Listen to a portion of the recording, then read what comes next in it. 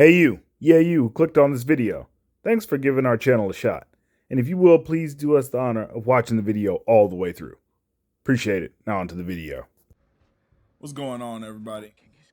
This is going to be a recap of episode 3 of House of the Dragon, entitled Second of His Name. So this episode starts 2 years after the pact was made between Corlys Velaryon and Daemon Targaryen.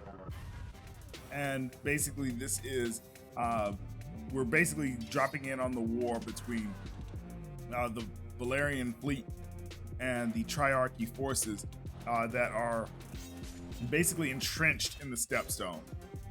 And the crab feeder Kragus is proving to be far more formidable than Daemon and Velaryon previously expected, especially considering that Daemon has his dragon.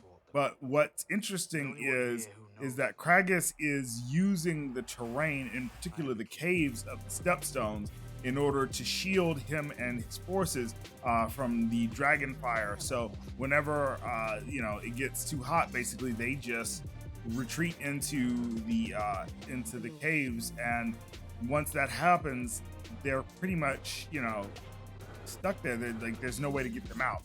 So this war is proving to be more costly on Lord Velaryon and Daemon than was previously expected, and so they're not really winning. They're actually losing, and this is just insane to both of these men who expected this to not last this long.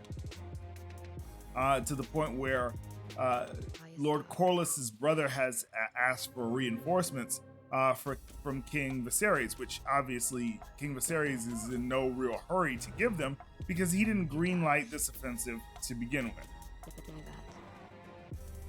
So what happens is that a messenger arrives with word of reinforcements from the king after the king has softened his heart. And Daemon, upon receiving this letter, loses his ever-loving shit. I mean, to the point where he basically nearly beats this messenger to death and has to have the messenger pulled off, or he has to be pulled off of this messenger, this poor fella. Because again, we know that Daemon can't really control his anger. Then we see Lord Corlys' son, who's also a dragon rider, actually. He's doing he's putting in work as well. So what else happens in this episode? Well, in this episode, we have Rhaenyra, who is not cool with Alicent anymore since Alicent married her father. And Alicent is now pregnant with Viserys' second child. So she's already given him a son, and she's pregnant with the next one. And the son's name is Aegon. And they're having a hunting trip to celebrate Aegon's second name day. And for those uninitiated, a name day is a birthday.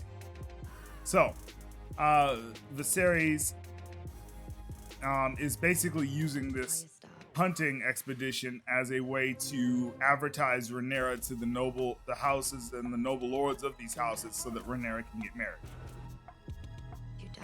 Rhaenyra, being a young girl and not really knowing the ways of things, believes that Viserys intends to depose her in favor of her half brother.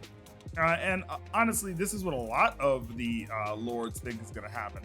And so, because she believes that, she angrily storms out of the camp, especially given that the current head of House Lannister seems to be the number one suitor for her.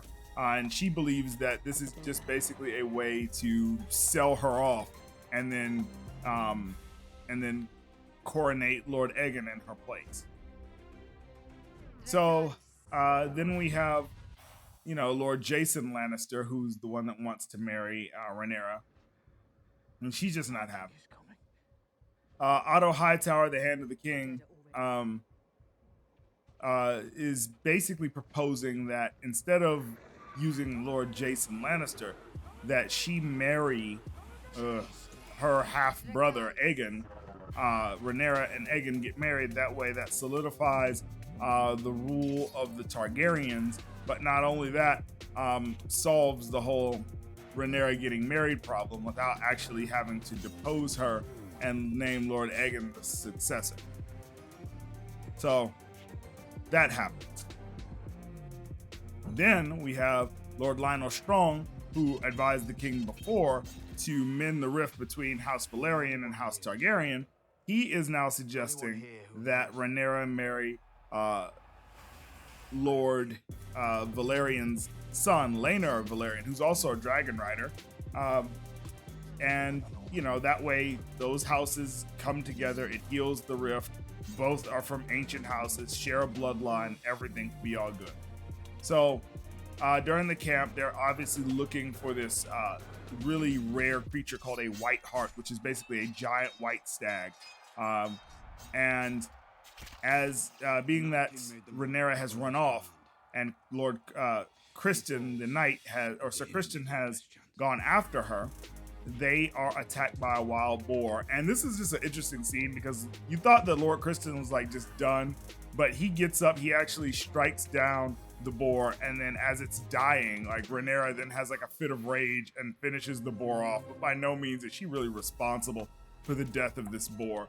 Meanwhile, the king is hunting the stag, which I think is going to be the white hart, and it turns out to be just a regular brown hart.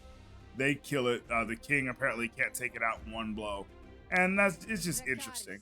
But on the way back from killing the boar, Rhaenyra and Criston come across the actual white hart, but rather than kill it, I think that Rhaenyra kind of sees it as a sign. And I like, there's one conversation that I really like in this episode, and it's the conversation, it's like really loud in between the lords and ladies, and this is before Rhaenyra ran off.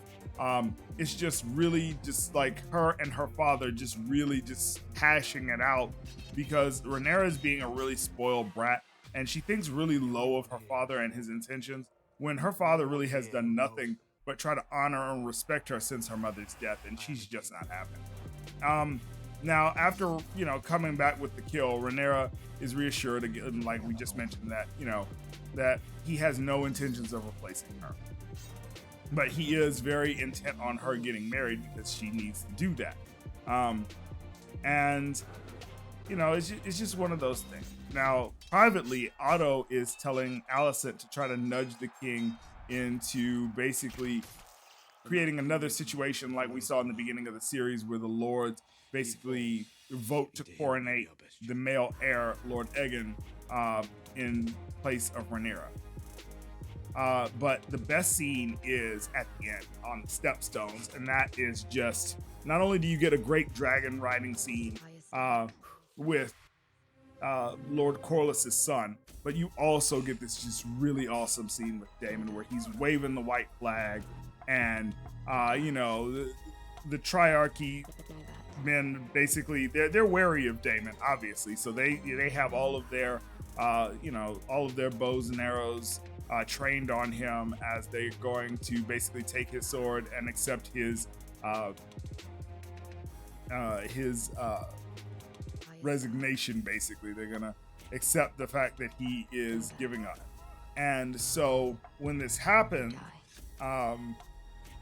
he, of course, this is a ruse, and you know, his dragon comes and, you know, sets the perimeter ablaze, and you know, he starts fighting everybody. I mean, everybody.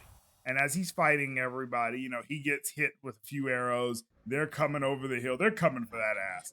You know, then, you know, his Lord Corlys' son, you know, takes out the archers. It's just a really great scene. And at the end, we see Daemon returning triumphantly with the partial body of the crab feeder. Lord Corlys and his brother get like some really good action scenes in there. It's just really a good time all around. But this also presents a problem, because now this is going to embolden Daemon to make more moves toward the crown. So we'll see what happens in episode 4, but I enjoyed this episode a whole lot. I hope you guys did too. Let me know what you thought about it in the comment section below, and we'll see you on the next one. 8-Bit Heroes out. Peace.